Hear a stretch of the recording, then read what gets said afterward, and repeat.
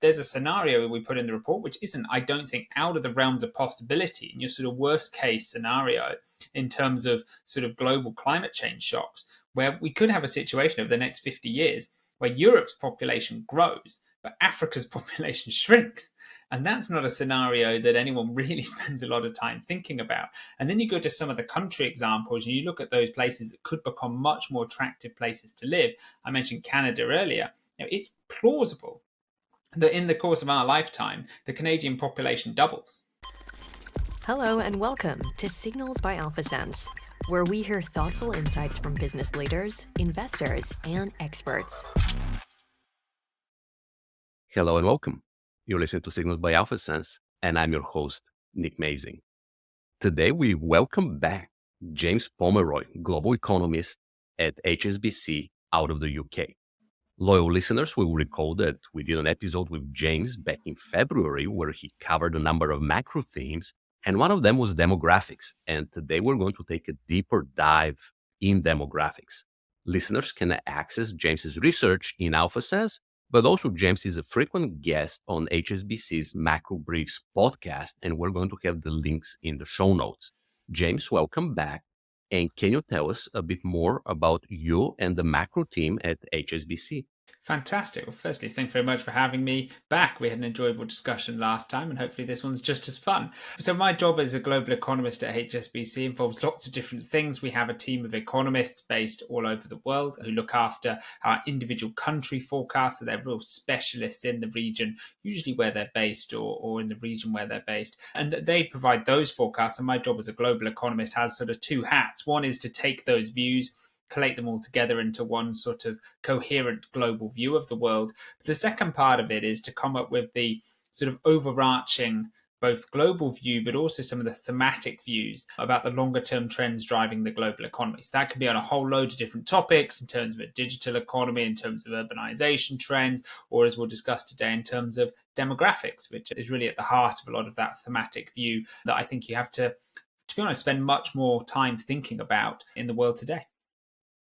So, speaking of demographics, which is the focus today, you have a very interesting report that came out recently on May 24th. The title is Climate Change and Migration, a Potential Shock to Demographic Projections. And demographics is one of the biggest challenges that faces the world today. And you discuss some of the less obvious effects on the trends coming from climate change and migration. And before we dig into that, can you give us a quick walkthrough of the main terminology in the demographic space, like TFR, total fertility rate, and so on?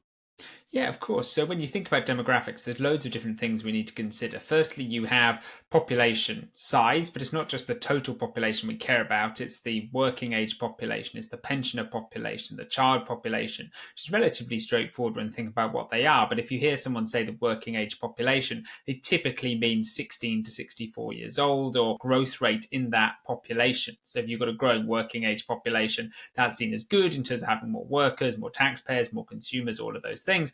If you have a growing elderly population, that can become problematic in some ways in terms of additional fiscal expense, so in terms of healthcare or in terms of pensions. You also have essentially on top of that, you have dependency ratios, which is essentially the ratio of one of those to the other. So the number of workers to the number of pensioners, for example, or the number of workers to non-workers, which includes children. And essentially that's a measure of how demographics look in terms of your fiscal position. So if you've got more workers relative to non-workers and so on. And those demographic projections are driven by three main things. They're driven by a birth rate. Now you think about birth rates, you can either define that as a number of births per person in a given year, or number of births per 1,000 people they're generally quoted as, or a fertility rate, which you mentioned in the question, which is essentially a number that's the average number of children that a woman would be expected to have during their lifetime in a population at that time. And that number is in the West now worryingly low. but we look at these numbers relative to a replacement rate, which is 2.1. So if the average woman has 2.1 children, your population stays steady. And then on top of that birth rate, we also have to think about death rates, of course. That's a little bit less exciting to think about. We have to think where they're going. But also we have to think about a lot about migration and those migration projections, both in terms of the number of people, but also the age profile of people when they migrate. And those three things are really the building blocks of those demographic projections in terms of the shape and size of populations. And in your report, you bring up the concept of climate refugees and climate migrants, and that is people who are forced to migrate due to climate change. And what are some of the ways that this plays out? So there's many ways it can play out, but there's two really key fundamental reasons how this can happen. The first is that there's the slow burn effect here, which is essentially that climate change over the course of an extended period of time makes certain areas, certain regions, certain countries largely uninhabitable. And that can be in terms of the ability to just sustain human life or the ability to provide certain types of industry. So certain areas may be unusable for farmland, or they may be not appropriate to do construction work, or whatever it needs to be, may make areas slightly less attractive places to live, to work, and to stay. And therefore you could get people moving out of those areas. And that doesn't necessarily need to be across borders. It can just be away from those sorts of areas. A similar area that gets affected by this is from higher sea levels. Essentially, over the course of time, as sea levels continue to rise, some coastal areas become uninhabitable, and therefore you may see some migration away from those areas too. So that's almost like your incident disasters. When you think about some of these things, the greater prevalence of natural weather events, which are hugely damaging, be it in terms of tsunamis, be it in terms of earthquakes, be it in terms of hurricanes, you name it. All of these things are happening in some cases much more frequently because of climate change. And all of these shifts can basically drive people away from where they're living from those one-off events. If you get greater probability of those events happening, then that too can lead to huge surges in climate-induced migration. And how do you see the effects of these migration patterns in cold weather economies versus hot weather economies? You make a very good distinction in your paper. So this is where things get quite interesting. So if you think about migration historically, a lot of migration has taken place out of poorer economies and into higher income economies. That's traditionally how we think about migration. But in the course of the coming decades, this is not necessarily a story we're just thinking about in 2023. This is a longer term story. What you could well see is people moving from countries which are inhospitable due to climate change to some that are more hospitable due to climate change. So your potential winners, I guess, from a population perspective in terms of where will become more appealing for people to live are those countries today that may be seen as being too cold. So particularly in extremes of the world, so in the northern and southern hemispheres, there's certain economies that are ripe for people to be wanting to move to much more in the future than they do today. So the obvious example on a global scale is somewhere like Canada, where you've got a very large economy. Large parts of the economy today are largely uninhabited, and you have a sort of climate that may become more appealing, more temperate as the world warms. The same could be true in parts of Scandinavia, Northern Europe, northern parts of Asia as well, but also in the southern hemisphere. The same could be true in some parts of the world too. So those countries will naturally become slightly more attractive places to live because of climate change lifting their temperatures up to being slightly more hospitable. Then on the other end of the spectrum, you have these economies that are both hotter and therefore harder to live in. And the most obvious candidates here are those countries around the equator or sub-Saharan Africa as well. So you could well see enormous amounts of climate refugees essentially from these economies who have to then go somewhere else, which is slightly more hospitable. So you could see a huge outflow of people from those economies to other parts of the world. Also, those economies that are much more susceptible to natural disasters. So this is generally places in Southeast Asia look a lot more vulnerable, countries who are vulnerable to higher sea levels. Island nations is a good example of that as well.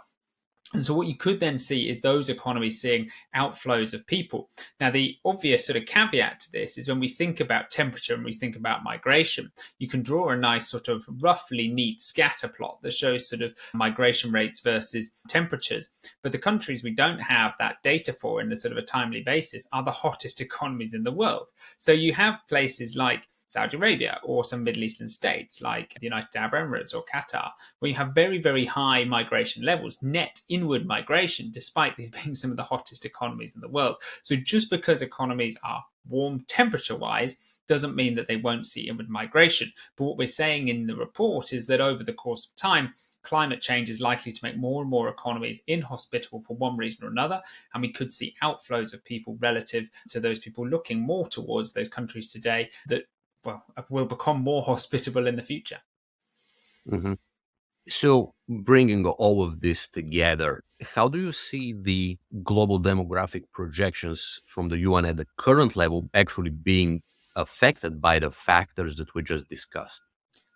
Yeah, there's a lot of interesting things that go on when you think about these demographic projections. And I'm sure many of our listeners here have looked at demographic projections in one way, shape, or form. And as I said, it's worth taking into account the things that go into those projections. So you have sort of at the beginning, you have a birth rate assumption, you have a death rate assumption, you have a migration assumption. And we've spoken a lot in recent years about why we have a lot of skepticism about the birth rate assumptions. We think birth rates will be much, much lower, and that affects your global population. In particular, it affects some country populations, but that global population story we think will be one of much lower populations globally by the end of this century. But then within countries, you're going to get this impact that comes from migration flows. And if you look in the UN's assumptions, they basically assume that we've had this steady rise in migration for many years over the course of the last couple of decades that then just drops back to a much, much lower level going forwards. Now, this isn't having a go at the UN at all. They admit in the documentation around these forecasts that basically forecasting migration is close to impossible, and therefore you have to take these numbers with a substantial pinch of salt. So what we did during the construction of this report is we put into a model, a very simplistic demographic model, a lot of different migration scenarios. And you start looking at some smaller population economies that historically have taken in quite a lot of inward migrants. So great examples are the UK or Australia, or somewhere like Canada is another one of these. And you say, well, what happens if instead of migration rates coming back down in the course of the next few years or the next few decades, what if they actually accelerated higher? Not just because of climate change and migration, but because of this trend that's been placed today. But what happens if it then got much, much stronger because of those climate change shocks? And suddenly you start thinking, well, actually, what if? What if some of these demographic projections that we all take as granted in terms of shrinking populations in Europe or populations that are continuing to grow very, very quickly in sub-Saharan Africa? What if the opposite is true? What if actually climate change means that we need to have more people globally for the sustainability of mankind living in areas that are more hospitable, and Europe becomes much more densely populated than it is today? And there's a scenario we put in the report which isn't, I don't think, out of the realms of possibility in your sort of worst case scenario in terms of sort of global climate change shocks, where we could have a situation over the next 50 years where Europe's population grows, but Africa's population shrinks. And that's not a scenario that anyone really spends a lot of time thinking about. And then you go to some of the country examples and you look at those places that could become much more attractive places to live. I mentioned Canada earlier. It's plausible that in the course of our lifetime, the Canadian population doubles. It's plausible that the population of places like the UK or Australia or Sweden, countries that historically have taken in a lot of migration, they see much, much more elevated population growth numbers than you would typically expect because the volume of migration coming in. You just have to remember how many people there are in this world, how many people live in these countries that are at risk, the greatest risk from these climate change shocks. And you think just a small percentage of those people landing up in some of these smaller population economies can have a dramatic impact on those populations there. Now, it's worth saying that's just part of the problem, part of the challenge is where people are going to be. It's very, very hard to model that accurately. What we also need to do, though, is think seriously about some of the policy challenges this creates. And it's all fair and well saying, okay, what if Canada's population was to double? Well, that's all fine and well, but the policies need to be in place to make the most of that population doubling. We need to make sure the housing is correctly provided. We need to make sure that people can be integrated into the workforce, integrated into society. These are going to be big, big existential challenges that governments and policymakers are going to have to tackle, I think, in the years to come. Because even if we don't go to these extreme scenarios like we've just been talking about, it seems quite likely that climate change is going to be much, much greater flows of migration globally.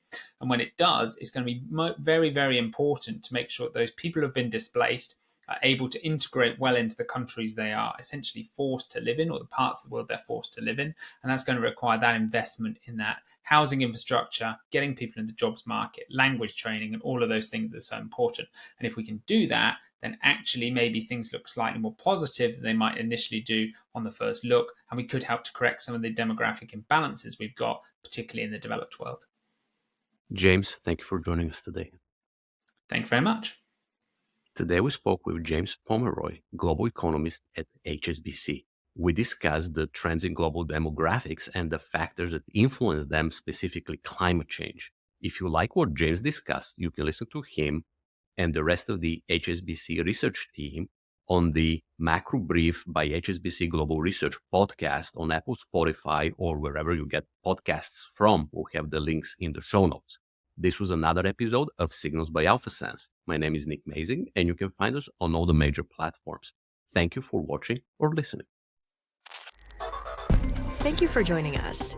This was another episode of Signals by AlphaSense. Keep in mind that all views presented here are the views of the guests and hosts and do not represent the views of their employers or of AlphaSense. Nothing in this podcast constitutes investing, tax, legal, or medical advice. If you enjoyed this episode, leave us a rating and review and subscribe for more.